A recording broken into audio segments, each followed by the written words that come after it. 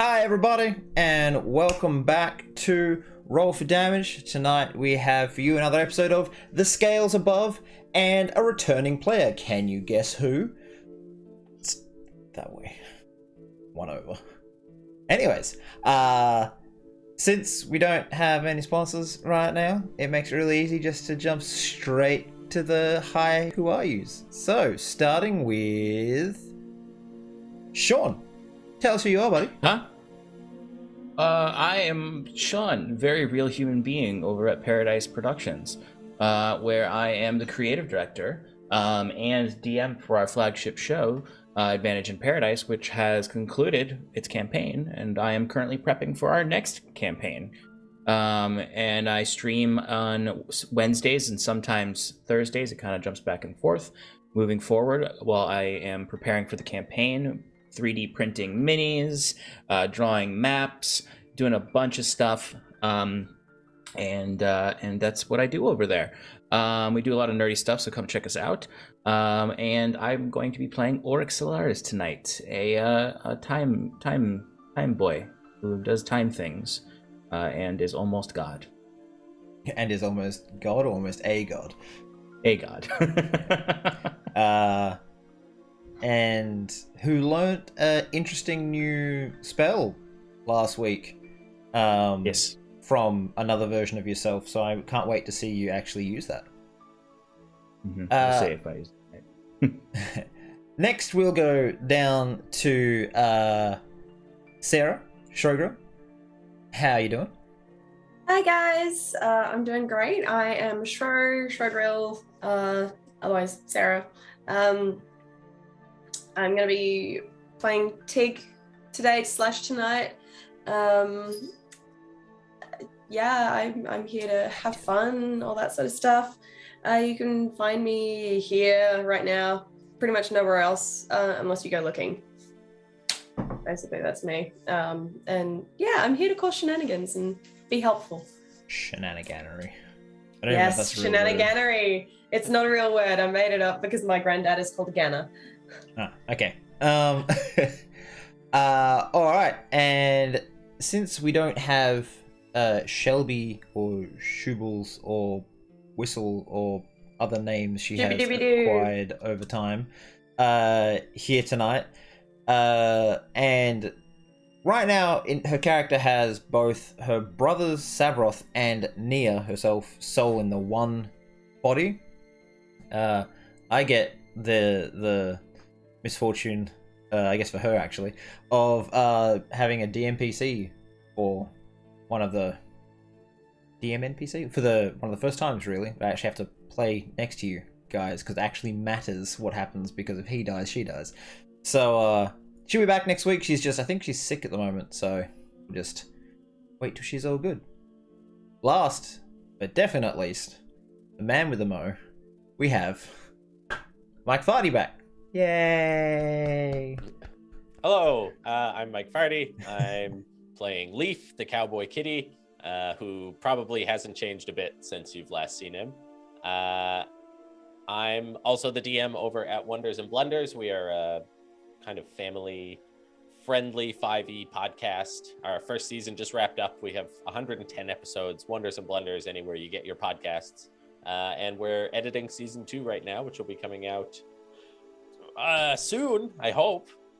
It's kind of on me. I should know the answer because I'm editing it, but I don't know the answer. But yeah, you can't really find me on social media because I'm a ghost, but you can find Wonders and Blunders at Wonder and Blunder, and we'll give you updates there. Okay. I have to make a very small announcement now, because unfortunately, when my computer died, April this year, a lot of the files around Roll for Damage were corrupted and lost. So I've only just got Adobe back, since there was no point in having them. I didn't have a computer that could actually output videos in a timely manner. But I'm going to be making some sort of catch-up reel / fill in the blanks of everything that's going to happen between when the videos worked, and all the times it didn't work, to recently. I believe there's about 5 episodes that have been lost completely. I'm doing everything I can to try to get them back. But yes, just so everyone knows, part of the reason I haven't been uploading videos at the moment is because there's like one and then corruption, and it's going to take a bit of time before that, gets all fixed up. So what we're going to do, and we did this a few weeks ago now actually, but I'm going to get Sean to do it again anyway, so good old Mike can have a bit of a fill-in. I want you to, in, let's say 5 minutes or less, everything that happened from the time that Leaf left till now. Dear. 5 minutes, starting now. Wait. Do you want me to tell you what's happened with Leaf since he's been, at least on the material plane? Because we had a bit of a thing going. Hold up. I think I can get there. Okay, right after Leaf left was when... Okay, all right, yep, got it. Okay, so Sloan and Auric, having been separated from their friends, Leaf and Saros, who were off shooting and gunning and bringing down I almost said the Wayward Five, that's my campaign, the Bastard Five. So we were left alone, and we were refugees-esque, except we didn't have a home we were being refuged out of, but we were with other folks. We were with the army, or we met up with the army of Etcherdale, and found ourselves with outside of the city of Montcoulier. Montcoulier. Okay, and we were locked outside because there was a quarantine within the city because of a horrible disease that was ravaging it. Inside the city was Nia in prison, but not for long, because she was unimprisoned by, you guessed it, the bastards, who killed a bunch of people to get Nia out of there. And then we also met 2 new folks. We met Saren, who was a very fun character, and oh my god, Ignis. I almost forgot Ignis's name.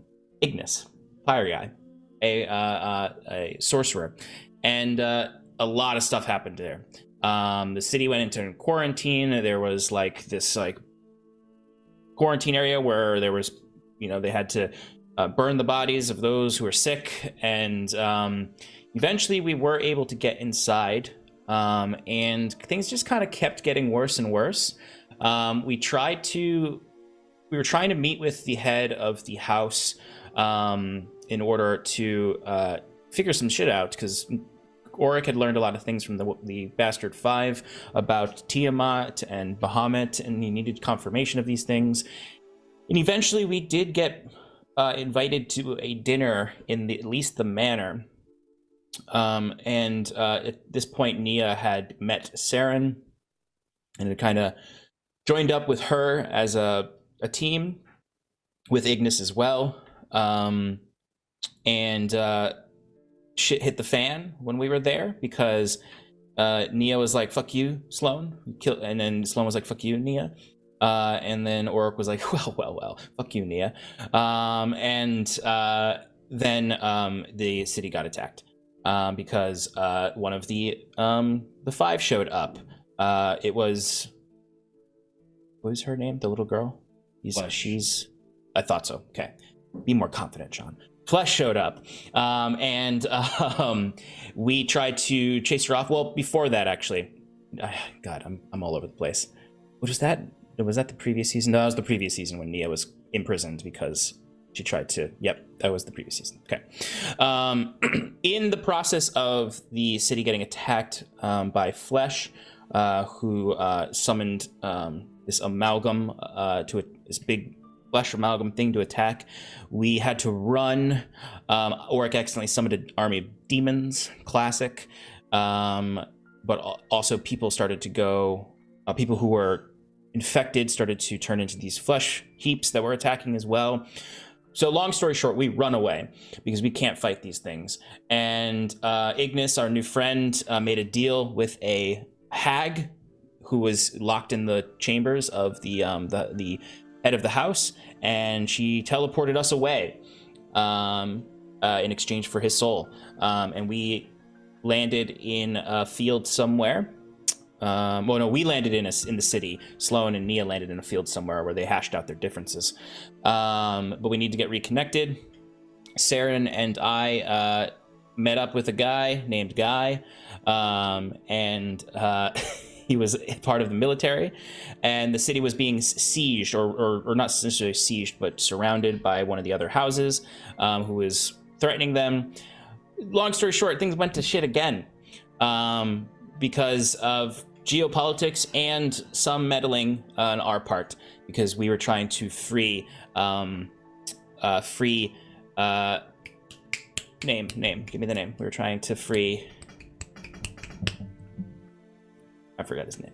Be more confident. Felix, thank you. All right. So far you've gone through a season, not even a season, and it's been 5 minutes.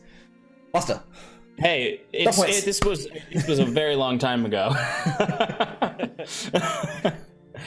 But yeah, we did end up freeing him, but not without summoning war and the entire city going into a frenzied attack on each other, where everyone was killing each other, and we escaped on a boat. We destroyed an entire fleet.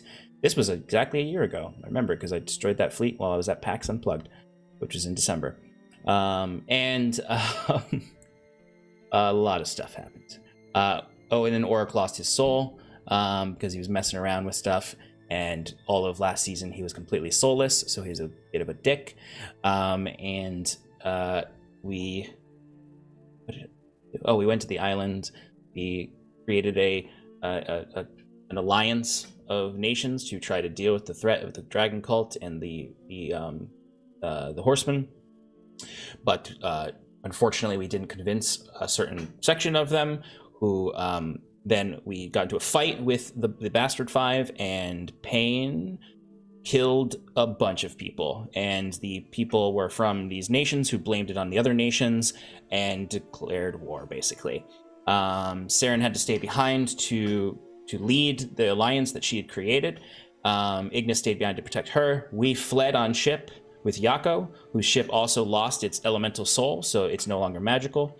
And we came to Jokelheim, where we were going to find a particular book in a tower.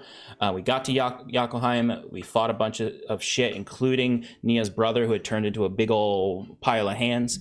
And then we defeated Nia's brother, got her dragon arm back, her dragon soul back, and then we had to get to the tower where we were going to find this book, but also other things. We got to the town that was surrounding the tower. Guess who showed up? Saros. And Saros attempted to murder me, and I murdered him, unfortunately. And I now have his soul in a little jar I keep. It's not weird. Then we got to the tower, bunch of mazy stuff, trickery, all this fun stuff. We get to the place we need to go. Turns out it's where Bahamut's body is, and another big old dragon head that we had to kill, but it willingly was like, kill me, because it was like prophecy, which brought Nia's other brother back, but within her, and they're twin souls, and they can only be one or the other in the material plane. And we fought and killed War, the horseman, and Sloan took up the sort of mantle of War, or was beginning to take up the mantle of War. So we froze her we're using the I forgot the name of the spell, until we can figure out a plan, or until the trigger for Sloan coming back is when Tiamat returns. And from there, we found a bunch of shit there, and now a portal just opened up after we found a bunch of shit. This is a very bad recap. Yeah, so hopefully you... I feel caught up. Yeah, hopefully you took all that in, and you've memorized it, and you're good there, Mike. I think the biggest thing that I've taken in is that the new arm is a soul. Yeah, I didn't realize that. Nobody's losing arms anymore, they're just losing souls. I just kept hearing soul. Oh, that's soul. true, Like, yeah, shit, yeah. That's actually, yeah. It's not that like, you know, he's like Yako lost the soul. It was a water elemental that was in there. Yeah, it was taken out of the ship. Taken out. But I get it feels like a soul. So yeah, okay. It was the ship's soul. So what's a soul but something inside of something that makes it animated in a thing? Okay, That water elemental was absolutely right. the soul of that ship. So since Shelby and I have been working on a bit of a basic rundown of what's been happening with Leaf and Saros in the meantime, I'll very quickly just say that Leaf, yep, you killed Madness at the end of the season you were last in, where you went through, you shot the old lady who was sitting there controlling the like avatar that is actually Madness, who was a summoned creature. That's why it could jump around and be everywhere at once. And so you shot it. Saros and you looked down and like, I wonder if she's dead. And Saros then crushed her with a meteor hammer, ensuring the dead. That's a Saros thing. And then you went to tried to go to Duskfall. Not Duskfall. Oh my god, I can't remember the capital of Etchdale. Anyways, you went there. Etralone. Thank you. Oh, like this is my own world. Why? It's because I haven't got my notes up next to me. I've only got my notes for this session right now. You went to Echelon, and while the others were inside, you were outside. They were dealing with all the politics inside, you were dealing with politics outside, which meant that you got to sneak in at one point, and you visited a certain house that is full of religious zealots, and you stole some items from them, which I've told you about already in messages, which the party actually knows a little bit about. They did see you in there and did try to interact with you, but you kind of just had to skedaddle because shit was going down. There was a big old battle outside the walls at one point. And you know for sure, Leaf, that Despair is dead. You and Saros and Relia managed to take her down. And yeah, Saros was very happy to kill a nasty mage. Even if it did take a lot of Relia using all the magics available to get her close enough so that you and Saros could get the finishing blows off. So you know for sure that those two are dead. That's a thing. Just making sure you know that. I think I had mentioned this to you a while ago, but not in at least 8 months. So yeah, it's been a good long while. Anyways, Sorry, you said Despater? No, Despair, the one of the 5. Despair. Oh, I thought you said Despater. Yes, you killed Despater. You killed the one of the lords. I was like, I know we're good. For the hero of the century. Yeah, I know we're good, but Despair. damn. Yeah, okay.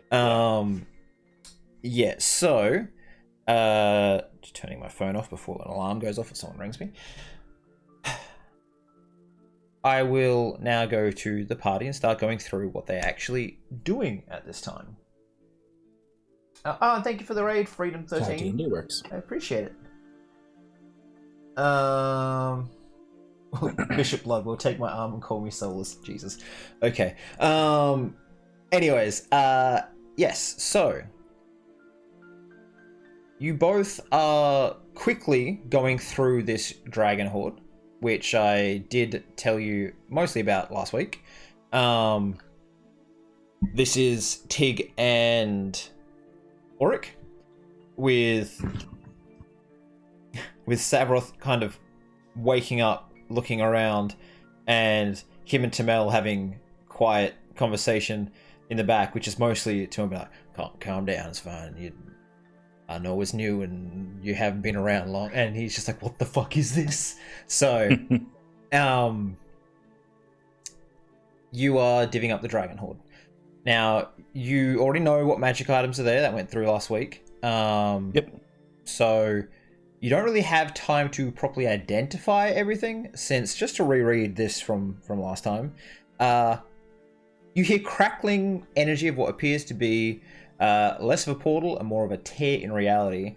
Arcing power grounds itself across the floor with fat sparks, and the smell of ozone is carving divots in the body of Bahamut on the floor. A red wound in the world stands 10 feet tall, and the horrid smell of blood, rot, and ash leak out. A desolate, burnt landscape sits on the other side, with several small, impish creatures cavorting close to the door, occasionally looking through into the cavern you are in. So that's still happening while you guys are like, okay, all the platinum we can get into the bag of holding, and getting the items and trying to get your shit together. So, Auric, you are the one who has mostly been doing this through the night as Tig rushes over. What do you do? So what do I do? The portal just opened right now? Portal probably opened or 15 minutes stuff ago, in our bag, and you're quickly being like, yep, because like you spent the night while people were asleep, like sorting out the magic items and like, kind of figuring out how much you had. So this is you now going, okay, I know there's roughly 500,000 plus of gold here, but how much of what can I fit in now that we need to get through before this portal takes over the area? Okay. All right, so I imagine I'm just shoveling stuff into the bag of holding right now, and my own bags, and I guess I'm just like looking up at the portal right now. We're also like locked in here, right? Like they're like the exit got like okay. All right, and where's Tig? Tig's kind of just coming in at this point. I've just rushed over to you. Okay. I was growing flowers, if you recall. That's right. That's right. Yeah. You probably fell just asleep like, in those flowers, and then it's just just this this shrub. And then of power comes across and like destroys okay. some flowers. It just sits bolt upright. Just like, oh, scramble over to Auric. What was that? What was that out there? We go. What do you want? Where do we go? Where do we all go? of this? We just go. Okay, we do Tig way now. Okay, trust Tig. What is All right, Tig's way? Icky. We could teleport out of here if we need to. Just hold it. Shh. No, that is not helping. Icky, trust Tig? And even though he's like squeezed, his little upper cheeks with his hands. Yeah. Yes. Icky, trust Tig. Let me down now, please. Okay. Now I'm just gonna grab all the platinum just into the bag and give it to you. And I'm gonna. So you're just. Oh, shit. I like how it just disappeared. Yeah. Okay. What is? It's all your stuff. Okay. It's all yours. Go. Hold. Okay. Where now take go? 10. Oh dear, I'm talking like her now.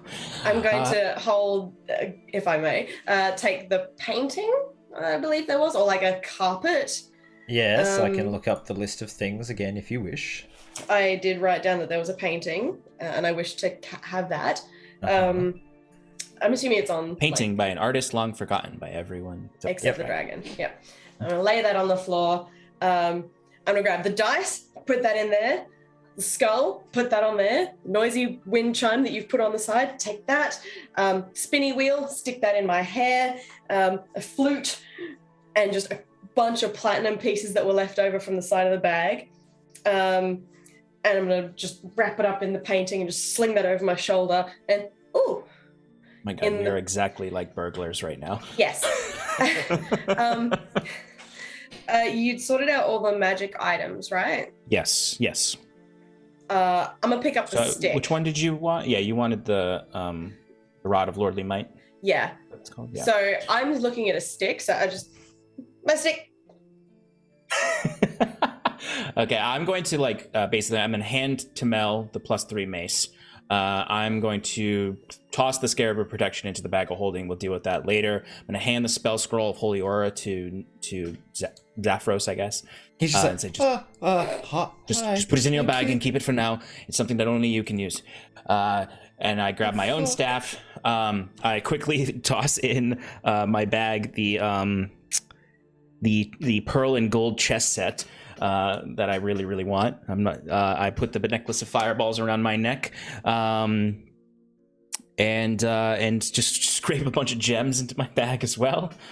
And then I'll step outside and look at the portal and actually look at the portal now and see what's going on and try to figure it out. Is this something that we should be dispelling? Is this our only way out? I want to kind of investigate the portal quickly. So this is almost literally a rift in the world, a tear in reality.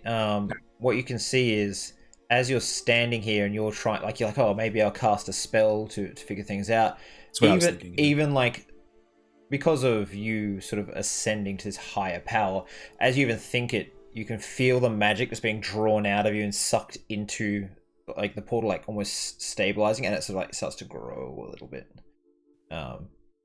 And Tamel's just like, I don't know what you're doing, but maybe you should stop. Pull him away. Yeah, Oric was already starting to step back, and then whoop.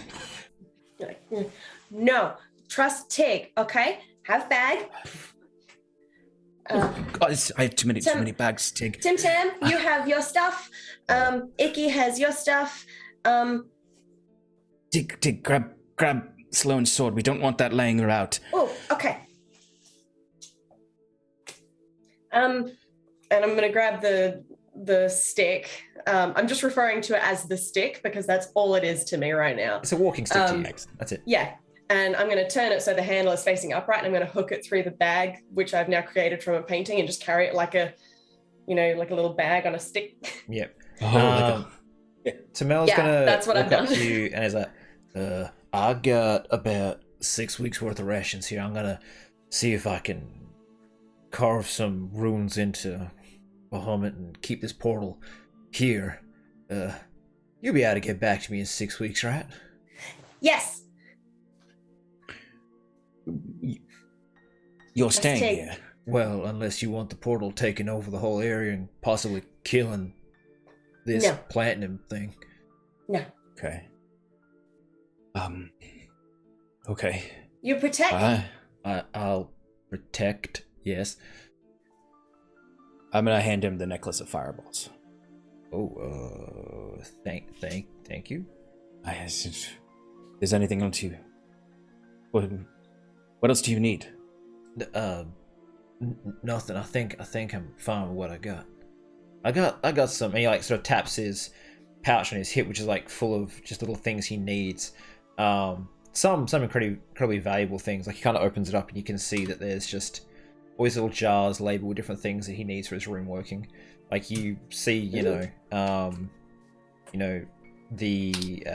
frost from a white dragon's breath is like in a jar. So he's got some like very hard to get items that he uses for his spell work. It's okay, Icky. I think he can handle it. I can contain it, but I don't know how to close it. That's okay. We fix. Maybe we can come back here. Give me I'll well, we have a shit ton of gold from here. So I don't need anything else. So we can come back here. Find you in 6 weeks. We have all of these items from here. I can teleport us here with no issue. Okay. I'll make sure it's stable enough, but it's gonna take me a while maybe a month to get it set. So I guess that means, and he just sort of like looks towards the portal. You might want to find a way to try to close it from that side. Yeah. Oh, honey, you shouldn't be happy about that. No, it's okay. Tig say we go, and Icky say he trusts Tig, and Tig have a great sense of we're going direction. in. Yeah, it's okay. Tig's been before. It's fine. So shh. Just pull it. Shh. Several just kind of like walks up near the portal, and it's just like, oh, we're going in here. Yeah. In. It's okay. It's lovely. um, ladies first. Okay. I'm gonna scoop up Icky Oh, good God. like a cat. So he's probably I can not very walk happy with this myself. situation right now. What's Tamel? Yeah. Tim Tam? Yep. Tim Tam? Listen carefully. You're a good dad. You got this. Tig believes in you. Bye! And we're gonna walk to the door. He just sort of like waves by and like wipes a little tear. I'm gonna just like skip Imagine through. you're holding Auric like backwards too, so Auric is looking back and waving. Pretty back much. to Tim Tam also. Savros sort of like steps back a little bit as you pass him. So you pass through? Yep. Alright. Well, Savros will as well, but you won't see him because... Let me find this. Sneaky. Stepping through the portal, you find yourself on the first layer of hell. A rocky and broken realm that shows a huge stretch of land with open fissures, with sulfurous fumes coming from cracks in the ground. Behind you, less than 20 feet, is the river Styx, lapping against the shore and stained red with blood that is trickling down the mountain you find yourself on. Ahead of you, an unfathomable distance which seems just within arm's reach at times, yet so far that things seem tiny with distance. Is a building where souls gather for a gate to pass onward to the next layer of hell. The sound of something heavy being dragged across broken glass, along with pants and moans, can be heard near you. If you glance down, you'll see a fat, pink, fleshy slug with the arms of an infant and the head of a human is slowly pulling itself up the razor-sharp obsidian ground.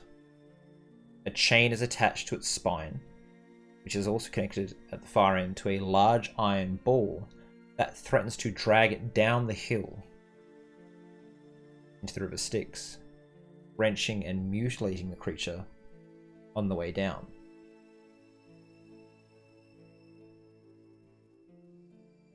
At the moment, you all stand together as Savroth appears for a second, and as he takes a single step forward, you can see him maybe a mile up and to the right. He just sort of like that step just seems to take him quite a long way. His next step takes him out of sight. As you two both just stop and look around for a moment.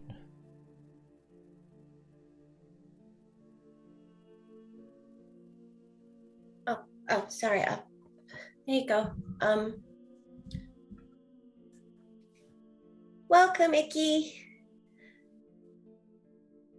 What are we doing here? We're going. Where? Tig feels like we should go that way. That way? Yeah. Point the complete opposite direction of the sticks. I'll look back at the sticks and then back to her. So it's fair. Yeah, we don't go for swims in there. Oh no, I've touched that water, but I don't ever want to again. Me too. High five. Or it does not high five her back. I give him a little pat on the cheek.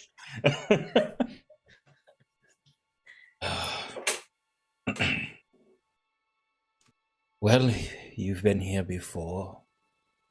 Lead on. Oh, no. I have Tig. no idea where we are. Oh no, Tig being here. like here, like just like here, this and spot. this bit, and that bit over there, and that bit. Never. And I'm gonna like grab his head and be like, turn around and be like, I've seen this bit, and that bit, and this bit. I sort of seen this bit, but not actually walked there. I think might have walked over there, but it's okay. Tig's been here like twice now. We'll be fine. And Oric will pull out that map that they found to see if it has any information. Like he kind of like, as soon as Tig starts talking about like over there maybe, over here maybe, he just like, all right, I'm done. I'm gonna pull out whatever I have to try to find my directions. So you said there's this place where souls are going. Yep. And did you say it was up this kind of jagged obsidian cliffside? Yeah, fun. And as you're standing still, you can feel the ground is hot and is starting to like burn your feet almost. I'm gonna start walking forward towards the hill with where the souls are walking to. Okay, yeah, so Oric's gonna do that as well. As you go to take a step, Tig, you hear this friendly voice. You don't hear it, Oric. Like, hi, how are you? And there's a little horned man with goat legs standing next to you. Hi. He's like, follow me. Okay. We go. Tig takes a step and disappears.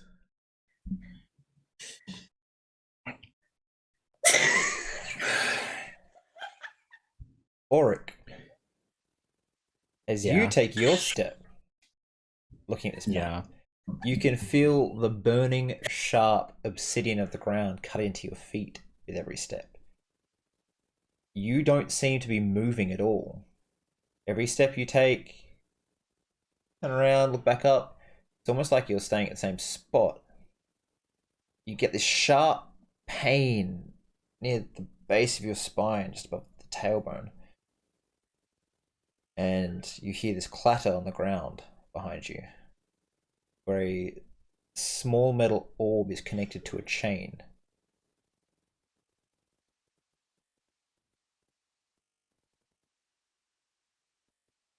As you walk, it moves across the ground, picking up mass. Yeah. How far away are the souls in the place they're going to? Damn. I'm gonna cast as a test. I'm just gonna cast dancing lights to see if my magic works. As you cast the spell, it flickers for a moment and then just dissolves into sparks. And a lot of the souls, these fat slugs on the ground, start heading towards you. Lovely, lovely. What place? Grand. Go through the portal, it'll work.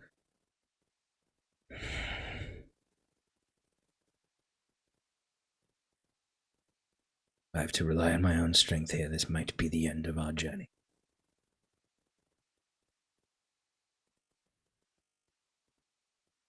And Oric's just looking at these slugs like, I don't know what to fucking do with you, kid. You guys. They are now following... As he grabs his only weapon, which is a dagger and that his new staff, which was really cool, but he doubts works right now.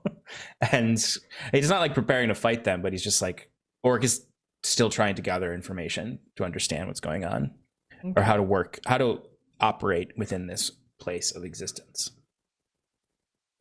As you're moving, there's now 4 or 5 of these pink slugs following you. 2 have human heads. One is a dwarf and one is a female elf. As you're moving, your chained weight is now larger than theirs combined. And every step is agony, as it feels like it's trying to yank your spine out of your body, because that's what it's attached to. A small winged creature swoops down and picks up one of the slugs effortlessly, chain and all. and giggling, it tosses it back down the sharp mountain. It rolls and tumbles, being lacerated on the way down, before falling into the river Styx and disappearing. The rest of the slugs look up into the sky, howling for someone to help them. And you notice the elf has the face of your daughter. I'm like that. Please help. Get me out of here. I was told that the gods weren't worth worship. I can't take another 100 years of this. Please, anyone, anything, help. My father lied to me. Lied to everyone.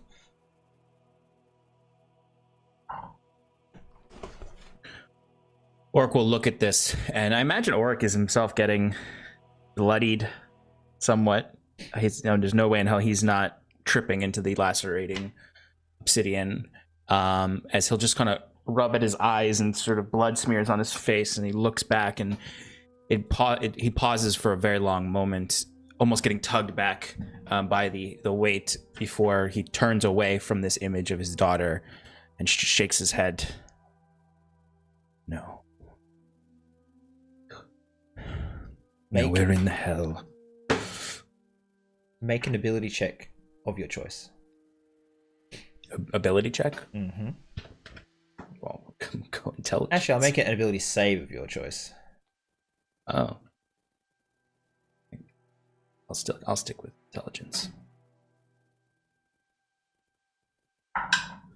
Natural 20 or 32. Okay. 2 things.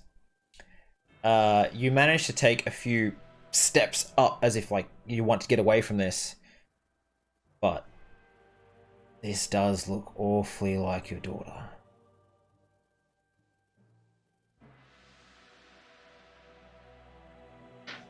She looks to you as you try to walk away. Father, how could you do this? I hate you.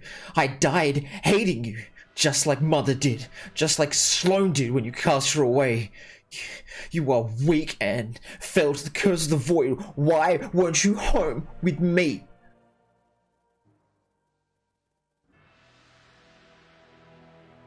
No. No.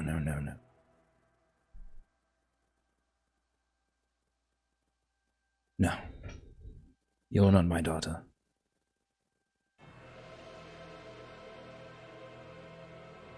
No. And Oric, it'll like pass through his head that he hasn't really seen his, like, the last time he saw his daughter was months ago in a Trelone when he scryed on her. And the last time he scryed, it didn't work. Because he didn't have a focus. No. And he'll run. He'll try to run away from this. Make another ability saving throw. It cannot be intelligence. We're gonna go Constitution. For a 31. A 31? I have plus 12 to Constitution saving throws because of the Resilient feat. Okay.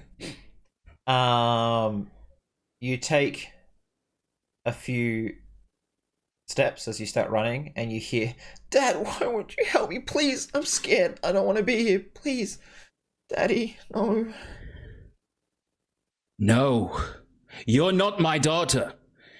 Your trick from foolish devils. Do you even know who I am, Father? How I died? Do you remember your wife's name? Do you remember my son's name, your grandson?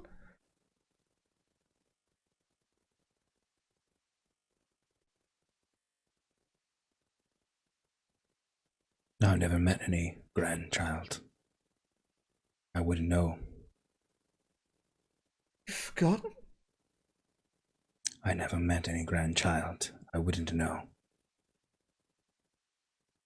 Make another ability saving throw. It can't be one you've already Now made. it's time for me to fail, because the rest are low. Oh, actually, we're going to go with Wisdom, which is still pretty high. After this, I'm fucked, though. Natural 20 for a 28. Okay. Yes. You manage to take a few steps. You think you're about halfway there, and the slugs sort of, due to you taking a lot of the mass with your now massive iron ball behind you, you're taking all the sharpness out of the mountain as you go. So they are managing to like keep pace almost with you right behind you. And above you, circling, is a flock of these winged creatures. A mix of devils and demons, you think, based on a little bit of research you've done, but you're not entirely sure.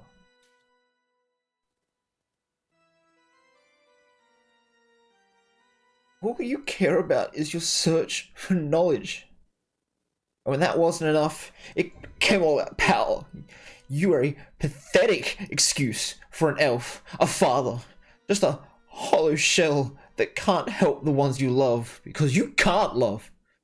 Centuries searching, you still haven't found the answer. You still haven't found the power to save anyone.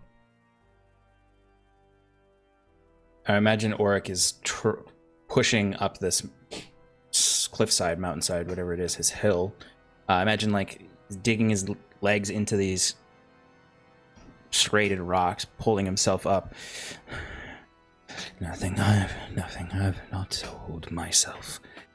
You can't hurt me. You are not my daughter. You are no one. You are a devil. And he'll look up at all the creatures flying above him and kind of weakly fall into the ground in front of him as I used the last of my high saving throws as he's dragging himself up now. It's good because every success has made the next one easier, but every failure now will make the next ones harder. So, damn. Make an ability saving throw using something you haven't used. Next one is Dex, and it's a significant drop.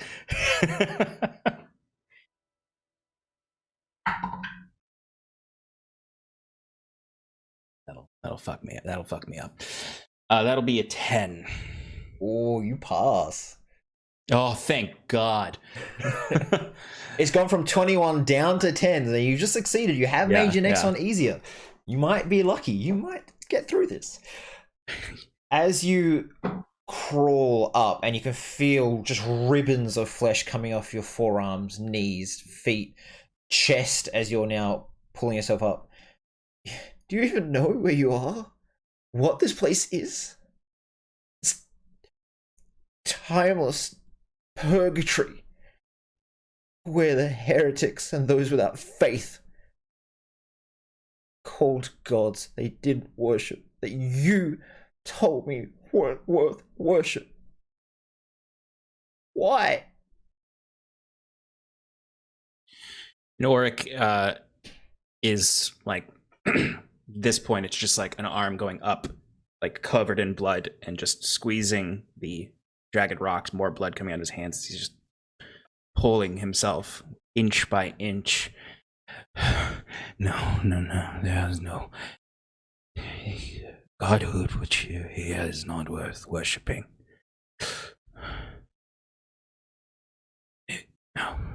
No. I will get out. And I will make sure you never go anywhere like this. No one I care about will suffer like this. His head kind of falls into the rock in front of him and gashes his forehead. And he looks up at this freaking place that he's 2 seconds ago was like, I don't want to go anywhere. And now he's desperately trying to get to. This is going to be charisma, my next highest. Ugh.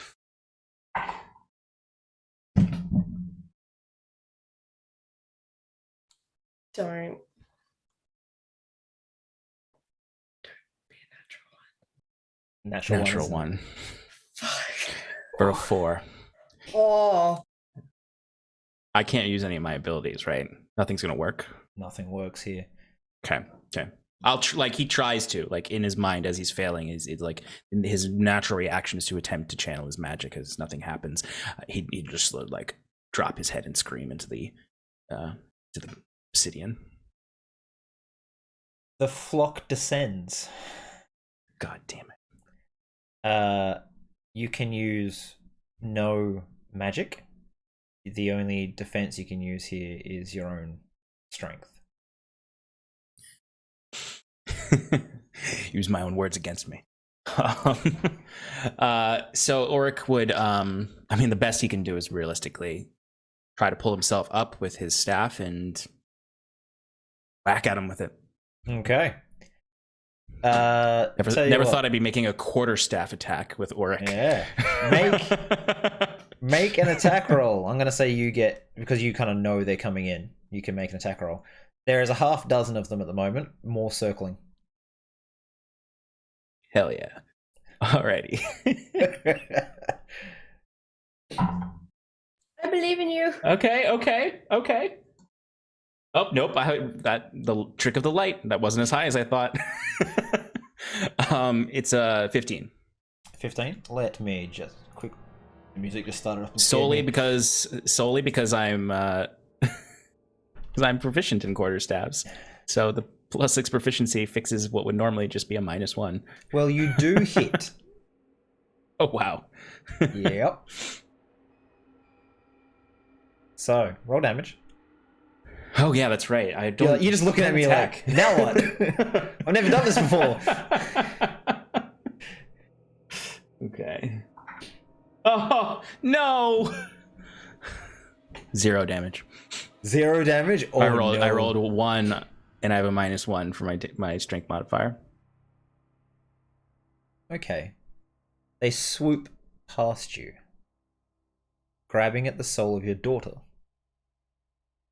whose fat little baby arms reach out and grab onto your chain and iron ball.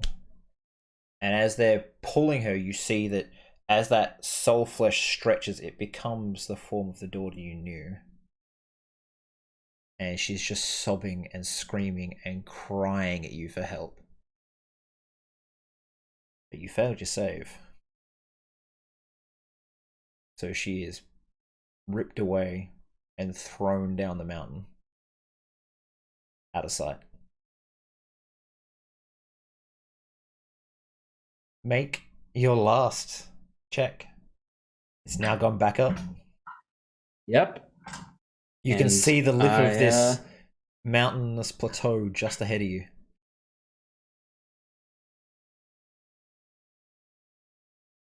Strength. Yep, here we All go. I have left. At least my ring of protection makes it a 0 instead of a -1. Okay, here we go. Okay, not bad, but I don't know how much you're increasing and decreasing. 15. Okay. Why is my music stopping? My music's being all jank today. As you grab the edge, pull yourself up, you can feel all these claws in your back trying to yank you away and just not having the strength. As you pull yourself over the lip, drag the ball over.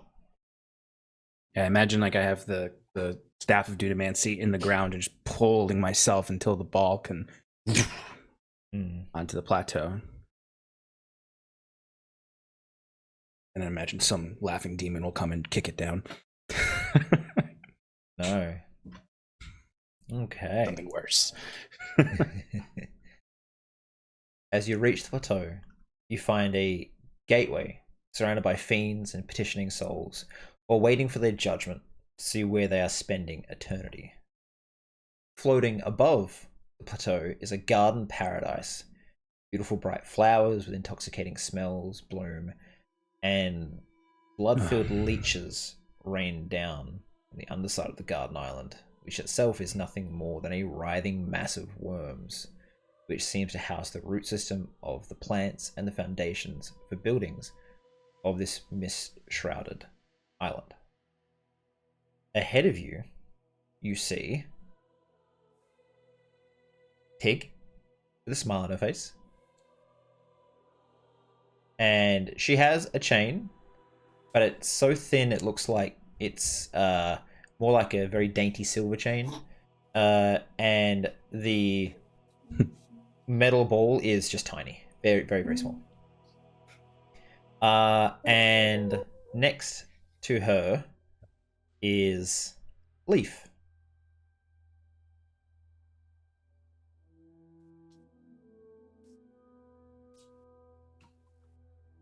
You all see each other at the same time, I'll say. Hi, Iggy. Hello. Hello. That can't be. Are you real? Huh? You? Yes. Yes. Awesome. It's a weird question to ask. I suppose not in hell. He'll drag himself closer to you two. It can't be.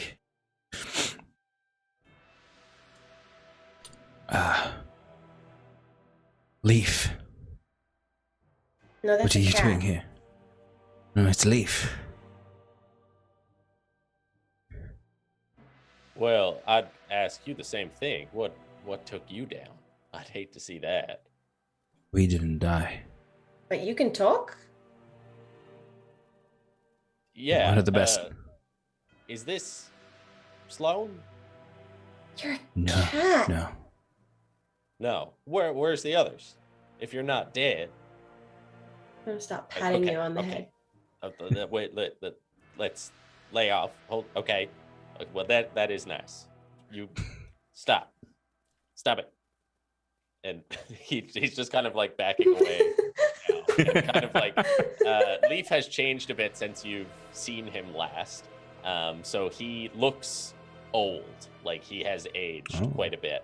Can you speak up a bit, Mike? You're a little bit tight. Oh, yeah. Quiet. Where he was mostly like black fur with gray stripes, that gray has really seeped into the black, and he walks now with like a limp, one of his legs looking like longer than the others, and while he still wears generally the same clothes, the same long leather duster and the same wide brim hat, it seems like they've been through battles, and all the holes have been patched with like red scale and red leather, bringing out more of the infernal look. You can probably tell on first sight that the devilish arm has extended its reach kind of up his neck, and now wears like a leathery cape that looks like a wing cast over his back. And so as he moves backwards, he's not quite as quick and light on his feet as you're used to seeing him. Yeah, and Oric would sort of be leaning on this staff, and Oric looks mostly the same to you, but I guess you would notice that his somewhat like you, but less advanced, his forearm and hand are insectoid carapace, like a spider, and where he had the black void stone in his eye at one point, it's now a more of a fey glow to it, and some of the scarage around his eyes has healed more than it was when you'd seen him last. No ostentatious wizard's cloak anymore, just simple, almost monk-like attire underneath. Hair much longer than it was last time you met. As he would just look up and say, "You look like you belong here more than us." As he looks up the arm. Well, that's certainly true. And looking at the big ball on your back, is there anything I can do about that? You know that's the weight of his sins, that he has to sort of carry it to judgment, which will be as he goes through the next portal, really. But Oric would answer Lee's question, though. Sloane is, I had to sequester her away. She was becoming the embodiment of war. And we needed to slow the progress. She's sequestered away safely. Well, better wherever she is than being here. Suppose that's true. You said Zaphros was here? Several. So yeah, sorry. Yeah, he's gonna sort of walk up and he's holding like a little ball in his hand. He's like, what the fuck was that? And Orc will look at Leaf and go, "That's Nia." Does it look like Yes. Nia? Or There's a familial resemblance. okay. And Leaf says, "Oh, hi, Nia. Good to everyone has changed quite significantly. So, is What? this Saros or is it?" And keeps pointing at Tig. Oh no, this is a new friend. No, Saros is not here. You want to be friends? Say to Leaf. And he, sticks out that devilish arm and shakes your hand. Okay, I give it all my strength. Oh, good God. Do you want to pose strength check? Opposed strength? Okay. Yeah. Oh yeah. Sorry. And Savroth is like, my name's not Nia, it's Savroth, but like, That's a 15 for me. Or sorry, an 11. Not 11. 26. Okay. Your hand aches a bit, and you kind of feel like she might have been pretty close to dislocating your shoulder with the up and down huge hand motions. Very strong. Hi. She's We're friends now. she's like kind of like a dryad looking thing with an elf, like half of her face and one arm, and the rest of her is just made of like wood, like an ent or something. Very, very strong. Well, you pack a punch. I'm happy to be on the friendship side of things. Mm-hmm. Uh, I'm Tig. What's your name? Tig, lovely to meet you. I'm Leaf.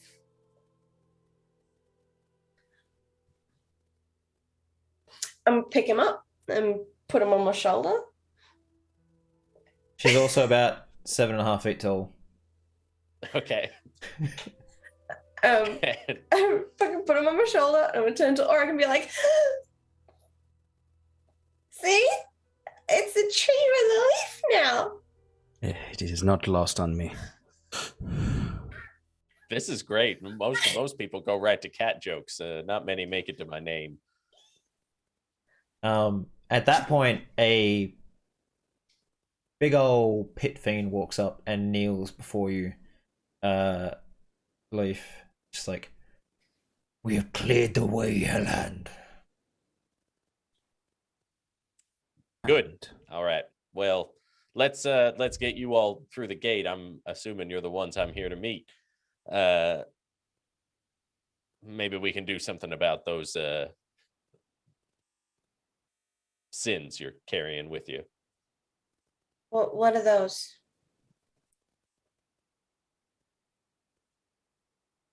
Well, just a weight, an extra weight that you have to carry with you. Nothing you need to worry about. But Oric here, I assume if I had one, Oric, we'd be in very similar situations.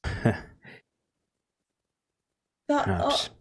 So you move before this great gate, and there is a decrepit looking man there who has sort of a divine feel to him, Auric. And he reaches down and just plucks the sins from you, and you can feel it sort of like snap from your spine, and it is not a pleasant feeling. I'd equate it to pulling out a hair that you didn't expect to have pulled out. But in your spine. Yeah, I mean, I've had flesh pulled off, and that's not pleasant, but I don't think many people have had that and can't really just equate that across. So, yeah, you just feel this like sort of, and you're like, oh, horrible, and he sort of like feels the weight of it and looks at you. Not dead yet. No, we are living. I will hold this for you. And he puts it like almost like in the little drawer at his desk. Sin drawer. Pretty much. He is the judge. He'd be telling you where you're going to end up in hell if you were to come here. Is it? And then he does the same thing for you, Tig. It's my turn? And he's just like, I don't think you'll be coming here. Puts it down. No, this take third visit.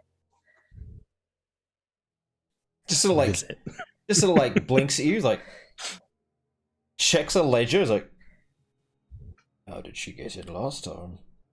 Do I get free ice cream now? He's just like lost for a moment, just like not sure what the hell is happening, and then just like ignores you, gets Savroth's ball, and doesn't say anything, just puts it aside, and ushers you through the gate to the plane of Dis. Oh. You can see a huge stretch of land before you as you move through the portal. Somewhere in the distance is a massive spire of iron standing above a walled city. The spire, from the distance, is tens of miles high.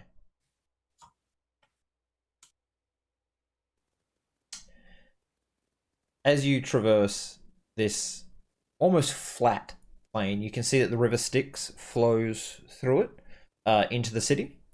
And these massive war machines of soul flesh fused to iron steam engine chariots, like living trebuchets and ballistas wheeled by these mutilated slave petitioners, are constantly patrolling the edges of the plain for incursions against demons that aren't meant to come out of Avernus. This seems like a very homey place for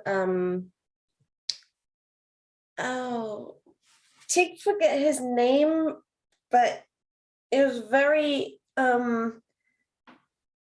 like this stuff. I think you call him Mad Prince. It's be a very homey place for him. The Mad Prince is a god, for those who don't know. A god of industry, gold, and greed. And fire. So, Auric. Yeah. How are you handling yourself now that you've not got this weight? Your body seems healed as you pass through the portal to this realm, or this plane, and but the memories don't go anywhere of what happened before.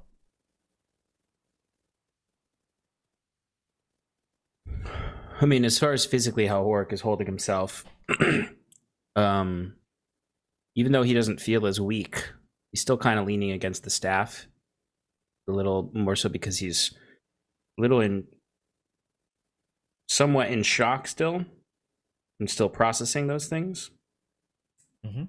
So he's just sort of looking across the fields of hell in Dis, and then looks to Leaf and Tig. Well, what now? Are you not here on purpose? I mean, it's hard to get here I can't imagine there's many people who are getting called on by Despater. Oh, we were That's invited? what's next. He opened the rift that we went through. Oh. Envoys, I heard you called. Envoy. What's that? Like a treasured visitor. Oh, we're special people. Okay. Special, I would say so. Okay. Hell of a welcome. I see what you did there. An You've learned a oracle. bit of humor since I saw you last, unless that wasn't on purpose. Or Oric does give him a smirk. Excuse me, Leif. This probably a silly question, but where is this? Where are we? Well, this is Dis. No. Yeah, well, what is this? Where are we? You're in hell. Uh-huh. But you said it's this. What is this? Dis is this here. No. The name of the place is Dis. Tig. D-I-S. Or are you making a joke? No, Tig can't spell. Oh, that's right. Tig can't spell. Yeah. Sloan was meant to teach me, and he's saying this is this, and I'm confused. It's a name. Oh, it's a name. It's a name, yes. Dis is the name. Oh, and we go to see Despater. Okay. Is he big? In personality. Awesome. Okay. We'll be fine. We're special people. And now Tig know the name of the place, so Tig not feel so stupid. Sorry, continue. I was just going to say, Leif, how long have you been here? I was about to ask you the same thing. Things are a little different down here. I'm struggling to remember. I mean, it's flooding back to me now, but I haven't exactly been keeping up on what's been happening up above. I've lived lifetimes here. I just kind of settled into my role. What do you remember from the last time you were above? Well, we were doing great and terrible things. I remember that I felt like I had unfinished business up there, but that kind of drifted away. And I found my place here. I can't say it's been good, but it's been something. It keeps me busy, that's for sure. But you seem so nice. I put on a good show. But no, if anybody deserves to be here, it is me. Oh. Did you have a big ball as well? I got to skip that step. Oh. My ball just lives in here all the time, rattling around in the old noggin. Feels just as heavy. Oh. These machines that they've got patrolling out here, I've served with their kind. I've walked the wastes. I've tread in the abyss, spilled blood for the war. But I'll tell you what I've learned from being down here. These machines out here, there is no greater threat to what is inside those walls than the ones inside it right now. Ah, yes. Did you die? Many, many times, but They don't really count down here. No, I meant to get down here. Did you die? No. Or did you come here by another means? That was myself and Saros trying to get some of my belongings back, which had fallen. And I guess the only way to get them was to come here. God, even that totally slipped. And Saros was here with you. I still don't have them. No, Saros didn't come. Dodge that bullet. Thank goodness. Just me. He helped me open the portal. Okay.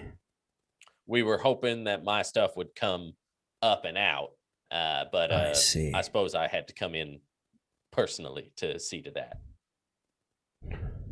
Still haven't gotten around to it.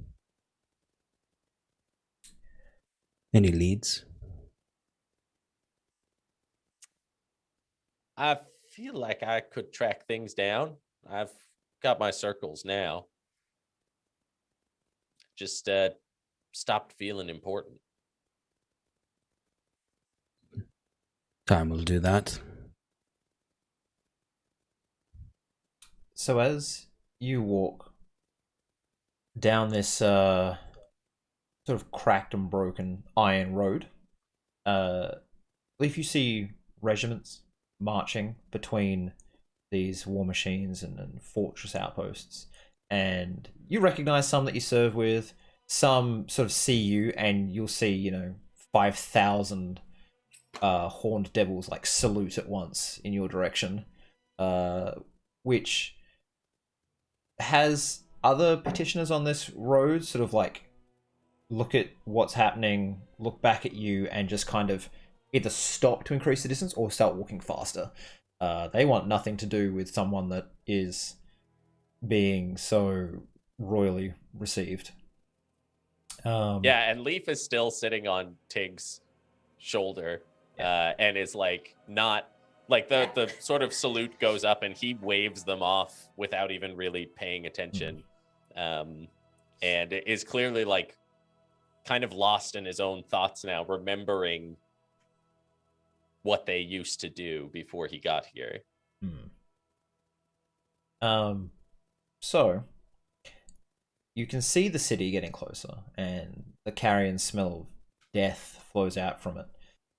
Dust can be seen rising from the base of the wall as it slowly, endlessly, and inexorably expands outwards. The walls themselves are growing and moving. You see a fortress is cutting a path across the road in front of you, forcing you to stop. It's consuming everything. Petitioners that were on the way to this are just taken. It takes the iron out of the ground, absorbing fallen arms and armor, and devouring any unfortunate petitioner that is in its path. The base of this vast castle is held up by thousands of sentient beings folded in half, with their spine fused to the iron foundation. Anything that finds itself in the path is trampled by the myriad feet and pulled apart and into the mouths to be eaten by the plethora of hands. As the soulflesh is eaten, it starts to become new hands, feet, and faces that are constantly moaning and crying in a drone that makes the air hum with the sound of pain. You can feel that sort of rattling in your chest as it passes. It keeps going. Oryx's eyes follow it along as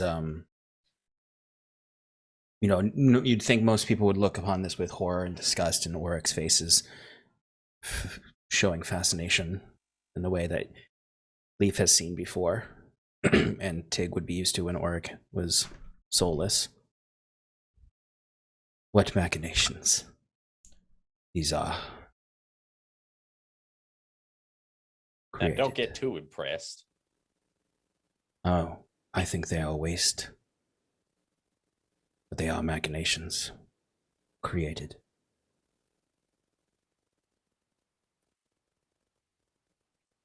I wonder if some would call this a life.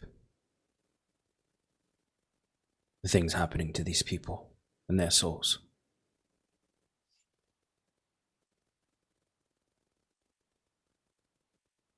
What was that, Sarah? You. It was like a thank you for the raid because we just got raided. Oh, I didn't want to interrupt. Thank you so much. I didn't want to the interrupt the raid. moment. That's okay. We're currently walking through the outer Layer of areas Dis. of Dis in Hell. So, and they're about to reach the walls after that castle goes by. You see that you have, in the waiting, managed to get closer. Almost as if Leaf's guidance, the just wanting to be close to the walls, is taking you closer. These walls that stand taller than any mountain, the towering buttress of stone, iron, and screaming souls. That cacophonous voice can be felt more than heard as you pass through the gate into the gate into the grand city of Dis. The streets are perfect flat plains of shaped iron decorated with inlays of polished bone of sinners from all over the worlds. Architecture from different places and times can be seen everywhere, with enslaved souls forced to peel back the ever-growing iron to keep the buildings clean, their hands raw and bleeding. A squat stone dwarven blacksmith is next to a tall elven tree that houses a luthier of wondrous skill. Restaurants, cafes, and bars alongside inns and brothels line the street of this Oppidan maze is the district you're in. A magic shop with a human proprietor has its doors open, a glowing sign that shows the store to be Gale's Glorious Goods. The shelves fit to bursting with regents and magic items. Always at the center, the beating heart of Dis, is the Iron Spire, which is where Dis Pater has his seat, which is where you are leading them, Leaf. What'd you call this district? The Oppidan Maze. Oppidian. Okay. Like Ophidian without the H. This is actually quite a nice place, Mr. Leaf. There's something wrong with you. It's kind of normal. Well, this is about the most normal that it gets. Although you should see my place. We will stop by there before we go. Much nicer. Yeah. And he like pops over, like hops off your shoulder, and makes his way over to one of the bars, and kind of just like taps on a side window, and I think just exchanges a folded napkin kind of full of these shiny beetles and little baubles that he might have plucked up on the way visiting the gate. I guess they are maybe like the memories of somebody's prized possessions that have been made manifest, and passes them over to, like, kind of slides them to a bartender in exchange for some drinks for the group of us. Usual then. Make it 3. And you get a mix of distilled soul and whiskey in shot glasses. Wow. And yeah, kind of like carries them all over. I guess just like with the one demon claw, and hands them out and says, "Screams all the way down, but it'll make this meeting a little bit smoother." I'm sorry, did you say screams? You'll see what I mean. Is this like finger food for you? She eats fingers. And I do mean that Tiggy literally. everything. Wait, what? Oh. She may appear as a tree person now, but she was a wood elf. Or she's a wood elf. And cannibals, you know. We're not cannibals. We just don't waste food. How was your sin ball so little? Tig never done anything wrong. I suppose it's a matter of perspective on your own actions. I more feel guilt like in our hearts. I'm going to have to chat with the judge about whether or not a sin is a sin. who is deciding what a sin is? You know, if you don't feel guilty for it, is it not? But then I feel like there'd be a lot. You're less getting people. into my Look, research Tick now. only ever hurt As- bad people. As you're talking, the whiskey starts like it bubbles a little bit, and it's like, it's like Oh! The particular scream you just chose was more cute than terrifying. that's because it's tiny. It's a tiny little bubble. If I wasn't in hell and someone gave me this drink, I would think it was an adorable drink, not a horrifying drink. Yeah, hearing that and be like, "Ooh," and then just down the drink. Yeah. So Hearing all Oh these yeah, tiny you do have to get it screams. before the third tiny scream, or else it goes off. So that's It down curdles. the hatch. so Soul you guys kernels. all cheers and throw it back. And well, if you're used to this, nothing. You like, it's just an old drink at this point for you. But the other two, it literally screams, and you can hear it echoing out your mouth a little bit. And you get a brief flash of this thing's death, betrayed by a loved one. But then what happens is all the good memories, which is what this is, all the good memories of its life, of its playing with its kid, the honeymoon night with its wife, riding its first horse, like all these nice feelings bubble up inside you, leaving you feeling very warm and a little intoxicated, along with the alcoholic content. Oh, that's So- awesome. Oric puts it down, the shot glass down. I have enough memories. I don't need this person's. Like, he That feels was the great. goodness, but like it's kind of disgusting also to him. Tig is The loving longer this. you're down here, the more you're going to want those little flashes of good memory. Hard Tig to loves generate this. new ones here. It's awesome. Okay. Do you have any that are just like the first part? Just the scream.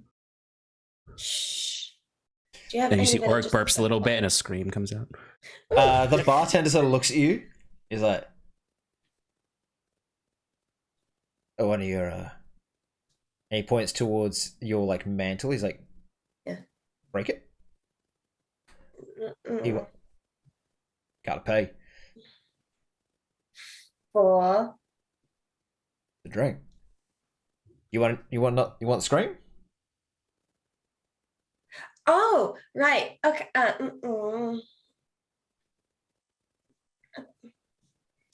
Can give finger food. Leave your and he sort of slides back the napkin, and you can see there's something written in it. Yeah, Leaf grabs it and takes a look. Yeah. In short, it just says, "Gail would like to see you later tonight." Sorry, who was that? Gail. Gale. Gale of Gale's Glorious Goods? No That is way. correct. Oh my god. Make it sound like an The The ad one for place a that had a shop. name. Yes. Yes, I'd like to know the name of the neighboring bars. Nope. The three wells. The well. What have we here? They're all just like, words for pain in different languages across the cosmos. You can't pronounce most I of like them, so that. neither can I. Oh man. I like that. That's a good naming. Oric is system. just looking at the characters trying to decipher it. Yeah, this one is called the Beelzebub. Oh, The Beelzebub. that's so clever. I like. I like it. It's like the All right. TGI Fridays of hell. You can feel the mental pull, Leaf, of the Spader waiting for you. Yeah, well, that's as far as the pleasantries will get us. I think we're being summoned. Okay, Lead on. Miko. So, as you walk, you pass through to the beating heart of this place. There is the Iron Heart, is a district where all the nobles, so to speak, live. Pit fiends in service of Despater and other Dukes of Hell. They are there, and there's sort of a grand promenade which leads up to the front of the Iron Scepter, where you guys get the special treatment because Leaf's with you and you're the envoys apparently, and you can take an elevator to the top. Ooh. And as you start to rise, and you can feel yourself moving upwards quite quickly to quite a high level, you can hear this choir singing. It's like this almost angelic sound of these beautiful voices regaling someone in song. As the doors to the elevator open, you can see the back of what look to be succubi, and they're playing an instrument, but you can't quite see it from where the walls are. But sitting on an iron throne is Despater. Next to him is a 3-headed hellhound. And he looks down at you all. And as everyone but Leaf really, as you step into his presence, you just feel this weight on you, almost like force you to the ground. Can I get you both to make wisdom saves? Yes, sir. Sure. Yes, sir.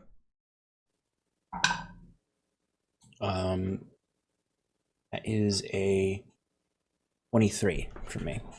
Okay. What'd you get, sir? 3. 3. It's appropriate. It's appropriate. You get forced to your hands and knees and sort of crawl up.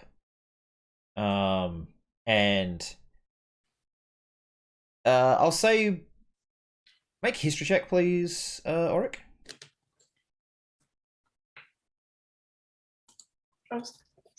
That is a natural 1 for a 12. Oof, okay. Yeah. Rough. So this diabolic figure is draped in kingly robes and crowned with iron horns, both his own horns and a crown. He is known as the first king of hell, mostly because he's the ruler of the first layer of actual hell and not purgatory. Not about him being rulership over all of it. Highest king. And he bears a long, heavy mace of black metal, which is kind of his staff of office. Leaf, you know that he's very big on hierarchies and courtly politeness and what hell's sort of rules, and he has a few of his own. He's also a little bit sexist with his whole if you look around, these are all male pit fiends. These are all his idea is that the king is the top. He has a wife who is sitting on a uncomfortable looking wooden throne next to him. And while he's one of the only devils really to be known to take wives, and he does treat them well, it doesn't stop his outlook on where people's standings should be in his court. So he sort of smiles to you, Leaf. I'm glad your friends know their place, as he looks down at Tig crawling towards him. And Leaf kind of looks back and just kind of looking back to Despater and giving a bit of a kind of pained grin, and says, well, your bidding is complete. Your envoys are before you.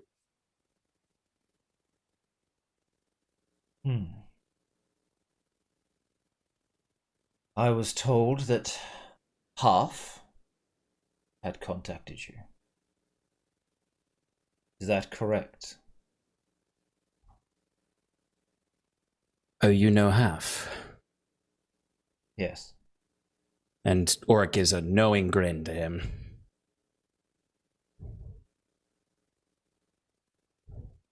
What has he asked of you?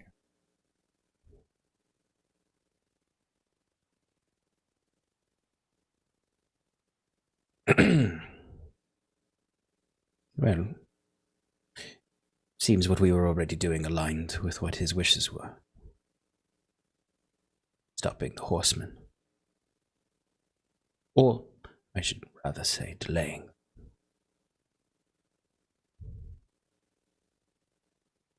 What specifically does he want you to do?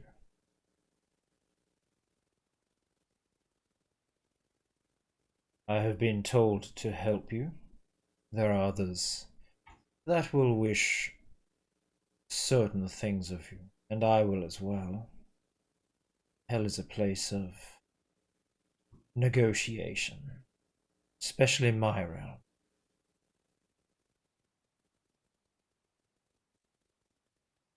How goes your small domain, Alhuain Helland? Well, it's just peachy.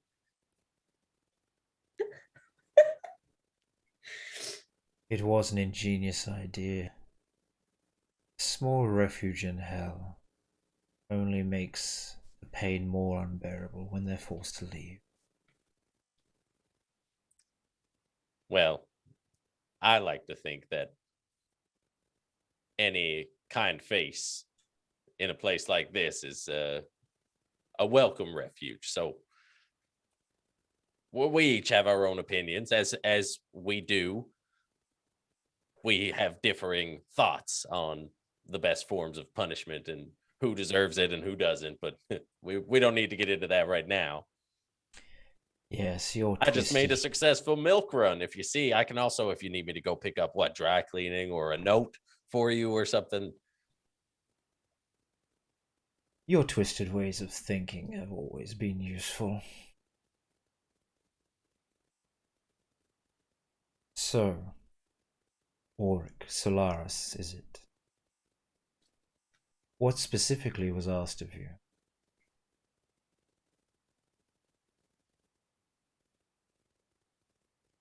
Certain promises upon ascension.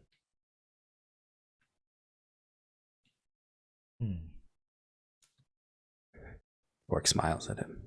What promises? Leans on his staff. Assistance. In what? I am getting sick of your games. Tell me plainly, mortal.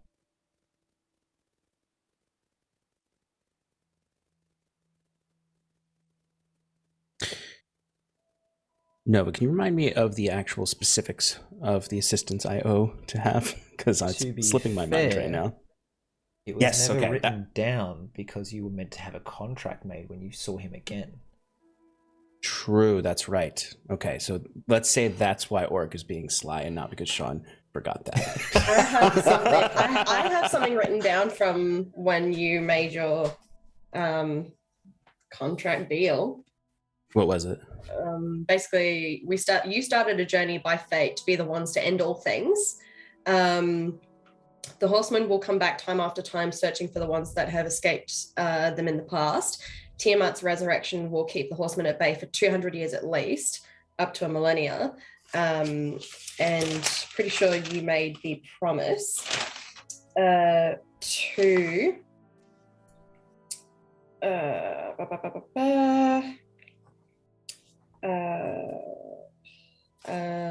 Half's associate, Kana, the 8th level of hell. His name is Mephistopheles. Half is allowed to make deals and bargains on behalf of the Lords of Law with less strings attached than normal.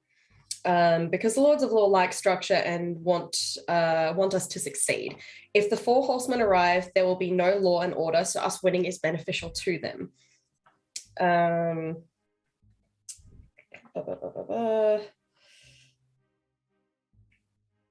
Yeah. Yeah, basically it was...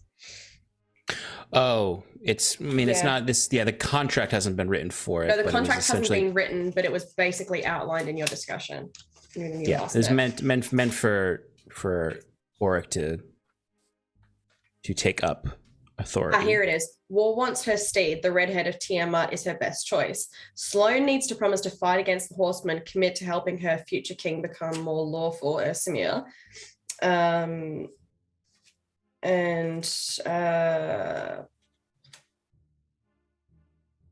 Half says if she fully commits to raising Tiamat, that he will arrange for her to become an archdevil of some sort, not a mindless shell. Yes. I think generally we all agreed to support the hells over the abyss after the raise, the resurrection of Tiamat. Yes. So I guess what Auric would say with that question is, well, we are meant to, as part of this deal, assist in the raising of Tiamat. Half and our associates agreed that it was mutually beneficial to raise the tyrant queen. Well, do you know where the red and green heads are?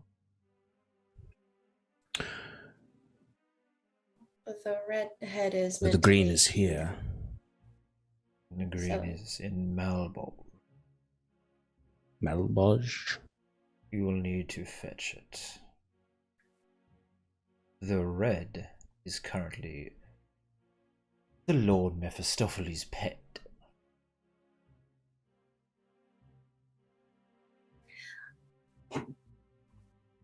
Now. Oh, we did know that, actually. We did know that, I think.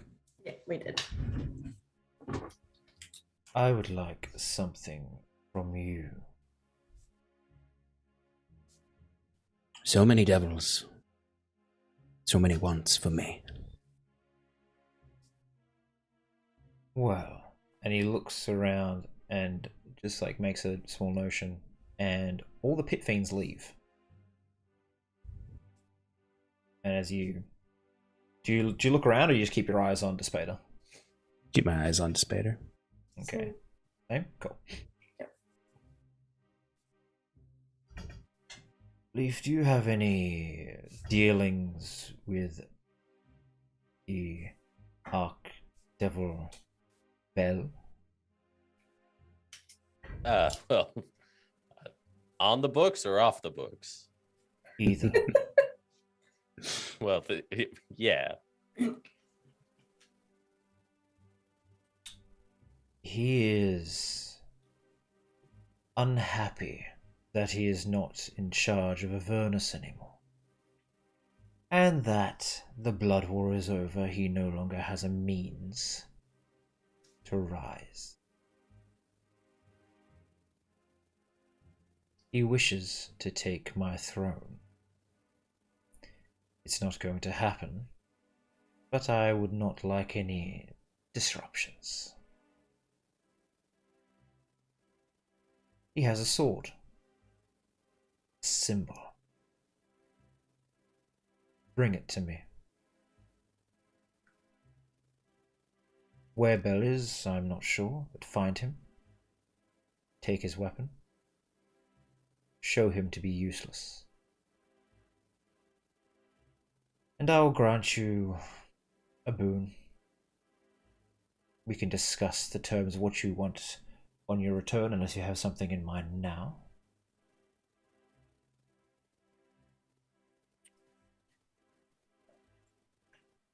Is there not something I could do for you? Sorry, Leaf, but... Auric. Is there nothing I can tempt you with? I've talked to You devils, and I thought you were always meant to creatively tempt mortals, not ask them to tempt themselves for them. Yeah. My days of tempting are long behind me. I rule this now. I create armies. With no war. I understand that, but there's always a war coming. If the horsemen rise, and Tiamat is not strong enough, I will be called on again. Yeah, he is is beyond true. tempting. He is better than tempting. That's why he's in charge. No Is one that is right? beyond tempting.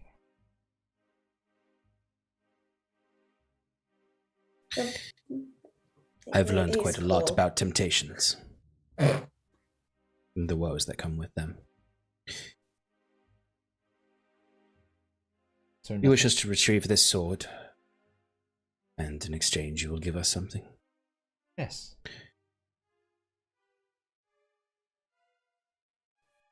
Well, I suppose I'd like to see the contract first. Very well. Leaf, you had something to say? I'm sorry I cut you off, I know. We are more used to polite conversations, but I have to deal with the envoys first. Oh no, of course. I'm just clarifying.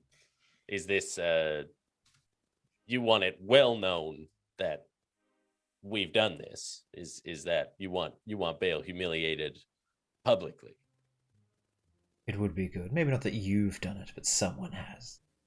Oh yeah. Well, it's not going to come back on us, but I've got a few people who might be interested in that similar goal. Okay. That would work. So, you may stay and eat and talk. I can have a inn in town for you, in the maze. Or you can stay in one of the lower levels of my spire. I can have a contract written up for tomorrow. I can have one of the musicians here to play in your rooms to help you sleep. Whatever you wish. All the wonders of the multiverse pass through my city.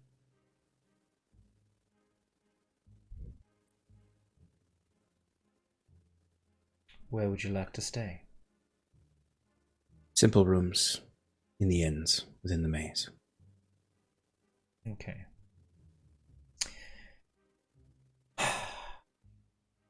You know, I was under the impression you were sent here by half.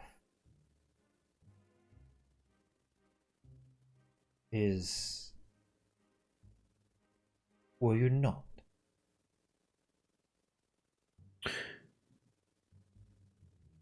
We had intended to come here on behalf of half, eventually. Our arrival was earlier than expected. You said you were key to finding a certain book.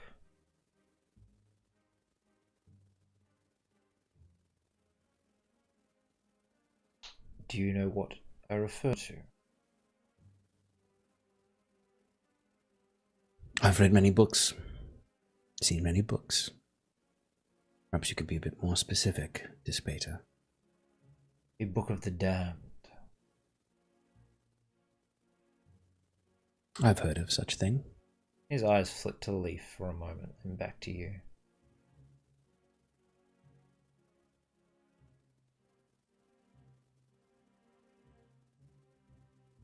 Bring any copies you have or find to me, and I will reward you. Anything. Anything? Is anything within your purview? All things. Almost. Ah. So you can't pay me anything.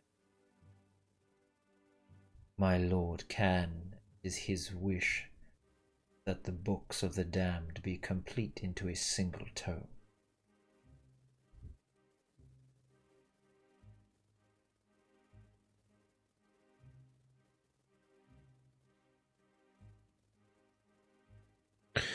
Well, that's a new contract. I suppose we'll have to speak on that in the morning. Very well. You and I will work together on a contract, I think. Make sure everything is how it needs to be. Until then, enjoy my city. And I will see you. 12 hours. Oric nods. Does everything he can to resist bowing.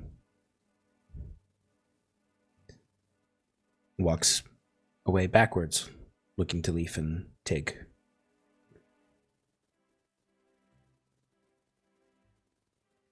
I'm gonna try and stand up and walk away. You cannot. You failed No? that check really badly. You are Yeah, I thought crawling so. out of here. That's okay. Hellhand, just a moment before you go. When he says that to Leaf, Oric will make eye contact with Leaf. It's not really like he's not going to say anything, but more of a, you could read on his face like a, we'll see you again. That's sort of the eyes he's sending to. And Leaf nods. They'll nod back to you and then just look to the Spader one more time and say, quite a life you've created down here. Yes, well, we do what we must. I will see you later. Be gone. Thank you for your time. For once, Oric is very happy that Tig is, for Tig's rambunctiousness in that moment. As smirks. Because you won't be able to walk. You can. You're gonna just continue backing out until you hit a door and hopefully go through it? Basically, yeah. and if Tig gets close, like Oric will like try to help Let's her make a up. dex save. It's not a high DC, but I just want to see how it goes. Oh fuck No. off, Sean. That's a 7. Okay, that's a fail. Like, not a high DC, but Yeah. so you kind of walk backwards and you trip over Tig. You just kind of go flat on your back and you look up straight at the musical instruments, which are sentient creatures, humans, elves, dwarves, all Yeah, different I think types, they would be. which have pins and nails and rods pushed through their throat that you can see these succubi tuning, and then they pluck these strings, which you come to realize are nerves, creating a song. As they scream, they sing. And it's so disconcerting to have something so horrible create such a beautiful sound. This would give Oric pause, especially since he tripped after trying to back out. And he tries to conceal the horror on his face. As he'll quickly stand and try to pull Tig along. Okay. And Leaf is standing, like, looking at Despader, kind of giving a, they're pretty great, right? And then Oric just, like, trips and they like, roll out the door. And he just kind of winces a bit. And you vouch for these things? Of course. That was my crew on the other side. Everything that I am, well, most of it, it comes from them.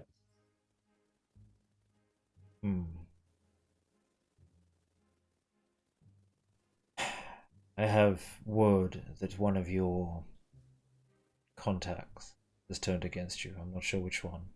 But he's released an old friend of yours from your time above. Apparently, uh, you used to travel with your wife and a friend. Your wife passed and your friend was jailed. He wound up down here and has been forged into a weapon. A hunter. He's coming for you. The land.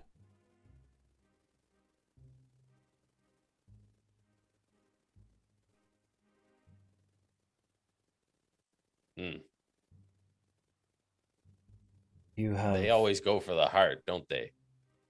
They do. And he looks to his wife. He gets like very quick, and you know him pretty well. There's a very small look across his face of loss, where he looks back to you.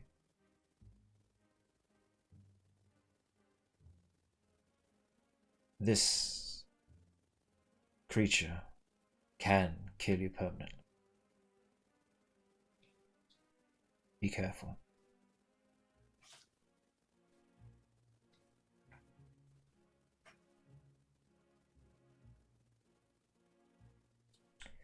Report back to Somehow, me on anything your threat of friends death do. rings. Oh, sorry. What was that? I was reminiscing. It's all right, friend. Report back to me on anything your old colleagues say or do. Make sure I hear it. You have made me rich. You have won wars for me. As such, you are treated not with trust, never trust, but at a better station than most. Don't fail me. Well, I mean, I'm batting 100. You know, there's no need for doubt. I'm gonna continue to work as I see necessary. Listen, with this contract, if we're going back and forth on favors here, go easy on him with the whole contract thing. Oryx, quick. Just give his mind the respect it deserves. If you're trying to hide things in the small print on him, he's just going to catch it. So a straight up deal will just save you both time. I will make the deal straight up, as you say. However, in doing so, eternal servitude on catastrophic failure of contract. For him? For all. You want his soul? I think you're going to have to get in line. It's not that his soul will be taken, it's just his return to the material plane will be barred indefinitely. Everyone eventually serves when they're trapped here. Ain't that the damn truth?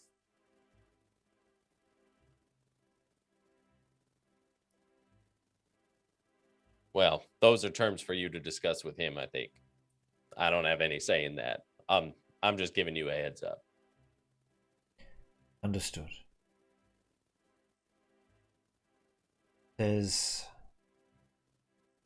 No. You move along. Apparently Gale wants to see you. Yeah. Are you getting my notes up here? Is someone forwarding that? Not a word is said in my city I don't find out eventually. I got to start writing on dirtier napkins. Only the dirtiest for you, Leaf. Well, off you go. And yeah, he nods, kind of like opens the door into the next room.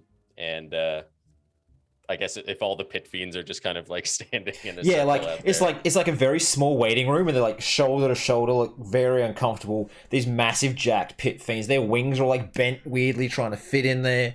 But as you leave, like the Sounds trio of hilarious. succubus will give you like a bit of a wink, and a smile, and then yeah, you walk into this room, and all the pit fiends just like looking down at you. And then Yeah, he tips his hat to the succubi, and then when he gets into that room, he's like, he gave you the week off. as they all start to like look around to leave, like, no, I didn't. Get in here. He wasn't joking. Not a word. Not a word gets by. And you move on down. Now, I know it's getting late, especially for you, Mike, so we will finish the session here. You can see Gale next week. But next week, because of daylight savings, we'll be starting an hour earlier, which makes things a bit easier. We do a quick round of favorite moments and our goodbyes. I know that's a bit of an abrupt ending, but it'll have to do for today. So, thanks everyone for listening, playing, watching, rating, following, everything. We hope you enjoyed it. And we're gonna do a bit of our favorite moments, starting with, I'll go since you. I'm sorry, Mike, you kind of sat there pretty quietly for like 45 minutes, and I was very appreciative of your patience. But it does mean you got to kind of just watch what was going on. So, what was your favorite moment from tonight, for yourself, and something that someone else did? Just getting to see, the crew again. To get the update from Auric, I think was like a real joy. Also, kind of I think it worked really well with not really knowing what kind of happened since I've last seen you, and Leaf having no idea what was going on either was a nice kind of what in the hell are you doing here moment. Felt very, very real. And I very much enjoyed watching Tig interact with Hell. I love the just coming in with the tiniest little sin ball, but being like, I've been here like 10 times. I'm totally cool with this place. And even like with Despater literally like forcing you to crawl through the room, still being like, thanks for your time. Crawling out backwards. It's like a really good image. Thank you. Okay, so tell us who you are, where you're from, all the rest, and then we'll move on to the next person.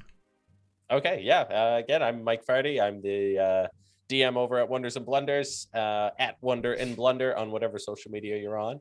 And I played Leaf, or the Hell Hand, as he's been his little pet nickname with Despater.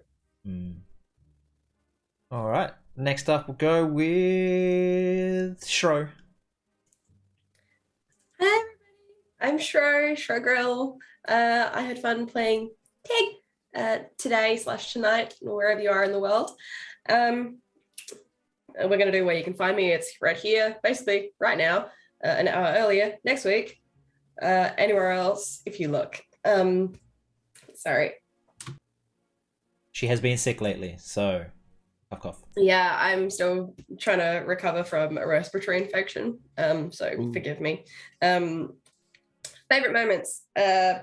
Leaf. Just see how bougie you are.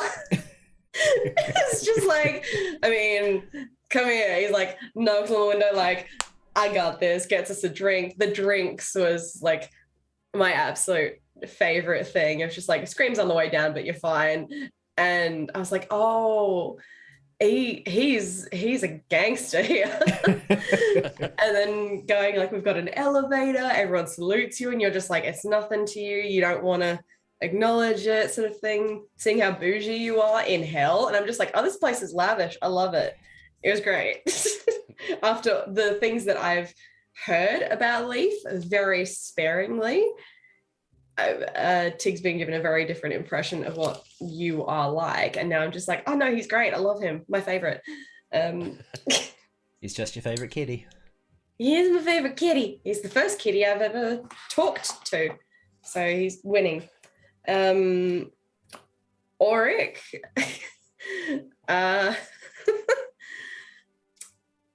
I'm not sure. I think I'm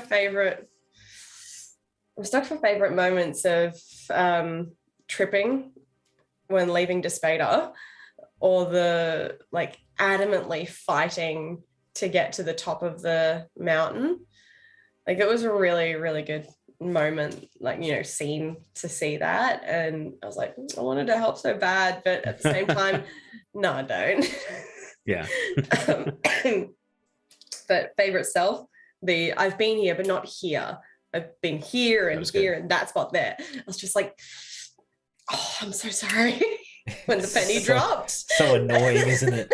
She's so irritating. And just when the penny dropped, your face was just like, I've literally been in the spot, but that's it. Yeah. Sorry. All right. Good. Last but not least, we'll go with Sean. Hi, everybody. I'm the creative director of Paradise Productions. You can find me over there, Paradise Prod on Twitch, Paradise Pro on Twitter. So go ahead and find us there. We do a bunch of nerdy stuff like this. We got a new D&D campaign coming in January, and we have a new show coming in December, and should be really cool and fun. Currently developing our new campaign, which is exciting because I've got so much more experience now to prep this campaign. And yeah, I've been playing Auric. My favorite moment for Leaf in general was just, you know, just like Bishop said in chat, it was nice to see that Leaf is still Leaf down here. You know, even with, you know, lifetimes of war and battle and servitude to Despater, he's still Leaf, and still sarcastic, still undermining authority is what I think I liked most, is that he still does that even as he is a like hand of authority now. You know, specifically though, I think I liked the way he talked to Despater, and the just the comments, the quips, you know, saying, yeah, I could do whatever you want. You want your dry cleaning? Like, I loved that moment. Those are my favorite Leaf moments, is when he just completely cracks the tension and just is impossible to intimidate, ultimately. For Tig, I loved, like Mike said, everything about your interactions with Hell was perfect. I loved that you asked if you got your free ice cream now that you've been here 3 times, because I was thinking the exact same joke in my head as you said it, of like, oh, where's your punch card? Just like totally like insisting that this was a nice place, and then being like, oh, this, you know, kind of fully embodying Tigness of being like, you know, that I know someone who would like it here. And of course, just the hyper literalism of Tig when it's like, I'm right here, and then questioning the name Dis and mistaking it for this was great. For you, Nova, Kyle, I just adored being introduced to Hell. Like it's like the place you were meant to describe. But also like, I've never played in Hell in a game before, and it was very, I immediately felt like I was actually in Hell. I immediately like knew, and I mean that in a good way. I was like, oh, my campaigns are that bad? Are they? Oh, no. No, I immediately was like, this is how my first moment in Hell should be. Me crawling up a hillside carrying all my sins, just to get inside. In the descriptions of everything. And I've been excited for us to be somewhere other than the material plane, because, and this is going to lead into kind of what my favorite moment for myself, which is a little small, is just Auric is like currently developing his theory of everything. And you know, that's what he was started writing in his journal the last session, is just like his theory on the world, on existence. And this is the perfect place for him to be, as chapter 1 of that theory is Hell, and the place where bad people go when they die. And I'm very excited. I was hoping that I could get across the correct feel of Hell. I I was trying not to go too deep into the grotesque, but still kind of get this like horror feeling from it. Oh, you got it. So yeah, the touch was the right touch. It was exceptionally good. Yeah, I'd like to echo what Sean said. Like, that was chef's kiss. That was exceptional description and pacing. It was beautiful. I'm glad it didn't get too icky. Not No, to make, Icky is my wizard. not trying to make it that big. Okay. Anyways. Remind me of Hell in What Dreams May Come. If anyone's seen that movie, Years ago. It's a Robin Williams movie where he has to go to hell, and there's stuff like this where there's like people who are things or being tortured in weird ways. Okay. It's a good movie. It's been a long time. I think we used to have it on DVD at my parents' place. Right, so my favorite moments. I had fun just getting to like think up descriptions. Like I'd sit there at work, doing, you know, a day of work, just be like, all right, I need to sit there and get a feeling across and try to like describe it and just go over it in my head for 4 hours to come home and write a single paragraph. So, you know, over prepping the shit out of that. But yeah, that was fun. Tig, I love how naively irritating she is. Like she's just doing Tig things. And it's like, you know, like the whole like, where is this? This is this. This is that. Yeah, so what is this? And you're like, oh, for fuck's sake. That sort of thing is great. Whereas on the flip side, Mike, Leaf does it kind of knowingly. Like, you aim to irritate a little bit, but in a joking, flippant sort of way. Like, you know. If Auric hadn't been there, they would have done that the entire way. Yeah. Up the tower, I think. that. Yeah, and then Auric, I liked your somewhat pained thing of like, this can't be true. You're not dead. I don't have I've never met my grandson. Like, but did you just forget? Did it never happen? Like, hell messes with you, and kind of having that, you know, you just being, no, you're not real. I just got to get to the top. You're not real. Like, I liked that it was a, it was like a little understated because your characters internalizes a lot. So, whereas, you know, Tig and Nia are very flamboyant with their things, you're just like, no, just keep going. It's fine. You don't have to keep going. And it was really good. So, yeah. All right. Well, thanks everyone for watching. Good job, everyone. Yay. We're going to find someone to raid quickly. So let's have. Anyone got a? D&D Jordan Lee is currently doing a charity D&D stream. Oh, yeah. Going to raid. D&D. Mm-hmm.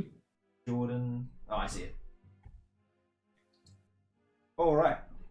We're gonna start the raid. I won't run it this time, and we'll see you all next week for episode 2, where they probably explore the city of Dis and then get underway going through the layers of hell, which I have to write up so many more descriptions. Fun. All right, wave goodbye, everybody. Bye. Bye. And where's the end stream button? Oh, that's not the right one. Hello. Hurt my shoulder.